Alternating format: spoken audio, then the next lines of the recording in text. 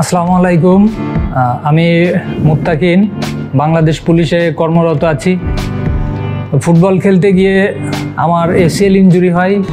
ACL সার্জারির পরে আমার রিকভারি হচ্ছিল না ঠিকমতো। পরে আমি ইম্পালাতে আসি। ইম্পালাতে আসার পরে 21টা সেশন নেওয়ার কথা বলে।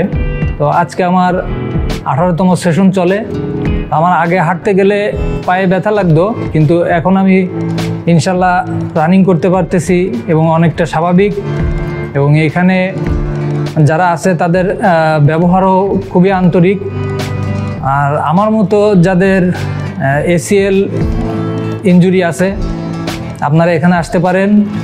এখানে চিকিৎসা খুবই ভালো। তো ধন্যবাদ সবাইকে।